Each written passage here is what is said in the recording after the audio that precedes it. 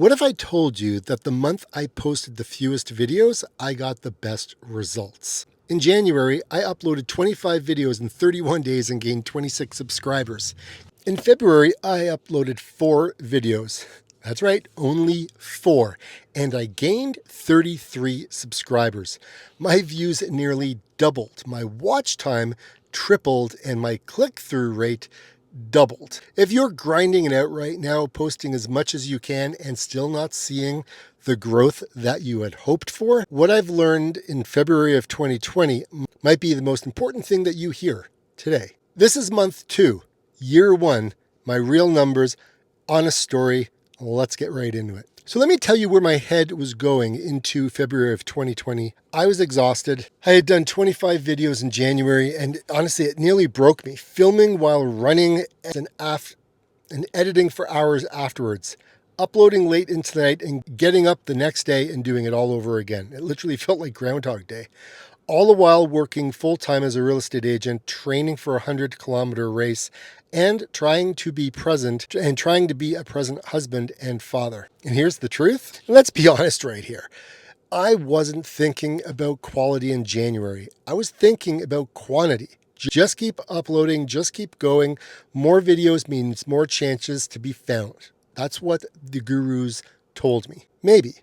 But more videos also means less time to think about what you're actually making. Less time to ask yourself, does this video actually help someone?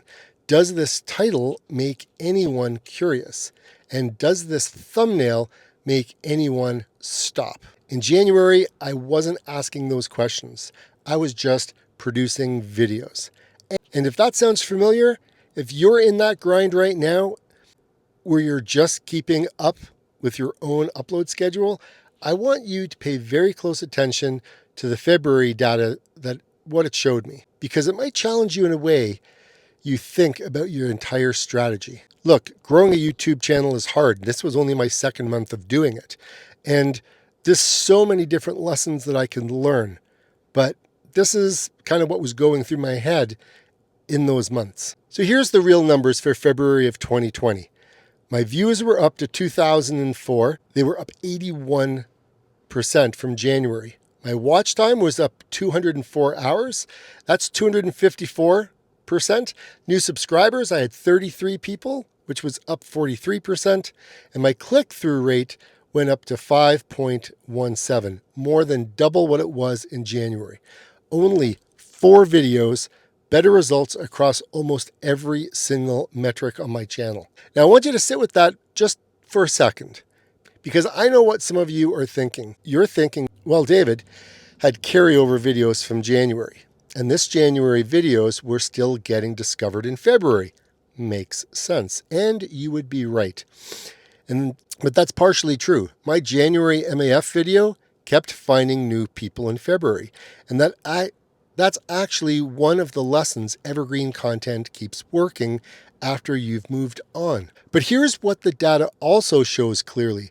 Those 4 videos that I made in February had a 5.17 average click-through rate.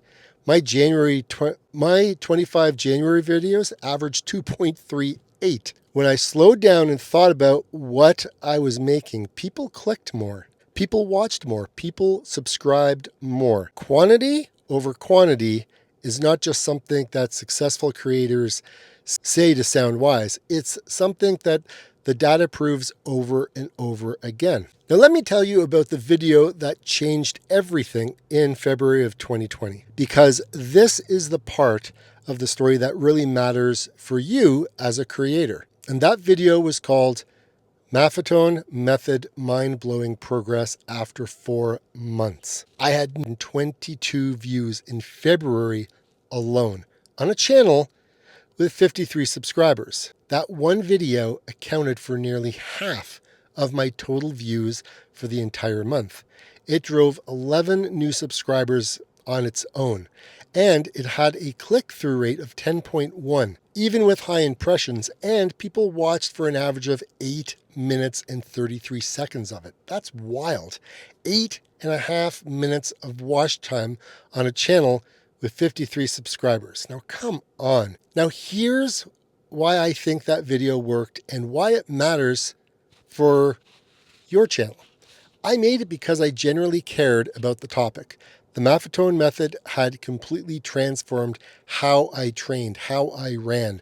It slowed me down to speed up. It changed my heart rate. It changed my recovery, my overall fitness. And I had 4 months of real data to show people what that actually looked like. Real progress, real numbers, real people showing up, being honest about the results. I didn't make that video because I thought it would perform well. I actually made it because I was passionate about what it had done for me, and I wanted other runners to know about it. Now, here's what I want you to take from that. Your best videos are almost never the ones you make because you think they'll perform well.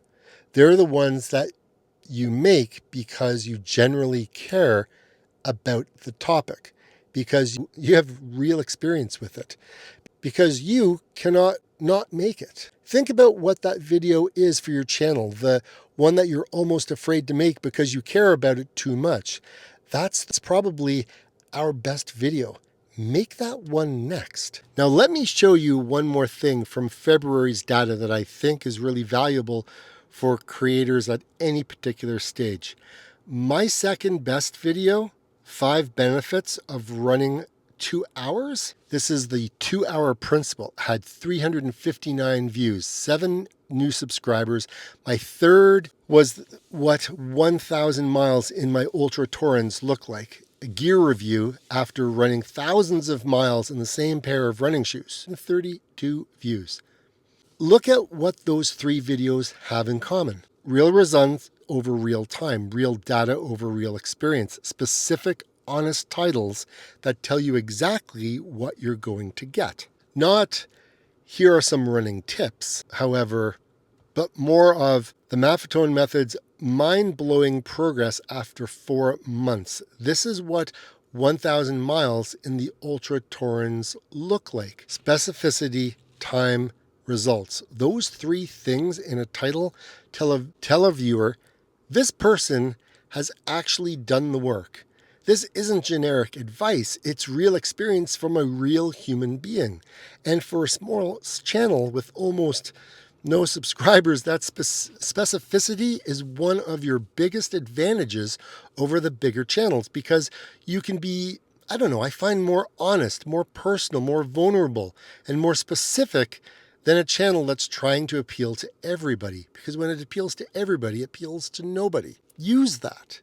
Be specific. Show your real results. That's what builds trust, and trust is what builds subscribers. Now, I want to tell you about something that was happening in the background of February of 2020 that none of us really understood quite yet. I was starting to see articles and news stories from around the world about something happening somewhere overseas. Nothing that felt immediate relevant to a Canadian real estate agent making running videos on a broken phone, but it was there. It was building quietly in the background. Yep, the pandemic was coming.